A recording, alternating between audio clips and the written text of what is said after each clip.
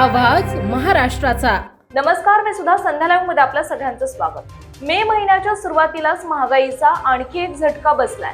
19 किलोच्या commercial LPG सिलेंडरच्या किमतीत सुमारे 1000 रुपयांची मोठी वाढ करण्यात आली आहे। एलपीजीच्या दरात इतकी मोठी वाढ होण्याची ही पहिलीच वेळ आहे। या दरवाढीनंतर राजधानी दिल्लीमध्ये याचे नवीन दर 3071 रुपयांवर पोहोचलेत। मात्र सर्वात मोठा दिलासा म्हणजे 14 किलोच्या घरगुती एलपीजी सिलेंडरच्या किमतीमध्ये कोणताही बदल करण्यात आलेला नाही।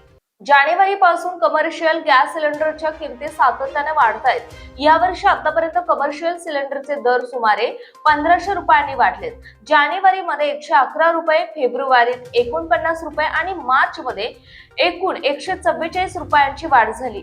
त्यानंतर 1 एप्रिल रोजी सुमारे 200 रुपयांची वाढ करण्यात आली आणि आता मे महिन्यात 993 रुपयांची मोठी तेजी पाहायला मिळाली आहे।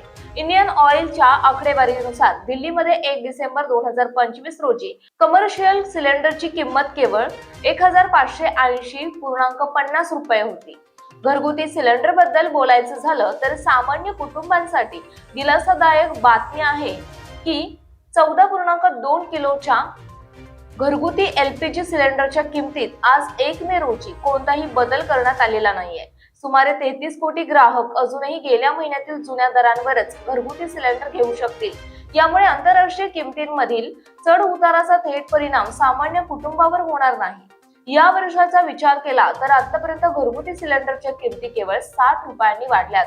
कमर्शियल एलपीजीच्या किमतीतील ही वाढ आंतरराष्ट्रीय बाजारपेठेतील वाढत्या अनिश्चिततेचा परिणाम आहे। फेब्रुवारीच्या अखेरीस पश्चिम आशियात सुरू झालेला तणाव आता 8व्या आठवड्यात पोहोचलाय। अमेरिका आणि इराण मधील संघर्षामुळे होर्मुझमधून होणारा तेल पुरवठा विस्कळीत झाला। हा जगातील सर्वात महत्त्वाचा ऊर्जा मार्ग असून येथील कोणत्याही अडथळ्याचा थेट परिणाम जगभरातील तेल आणि वायूच्या किमतींवर होतो।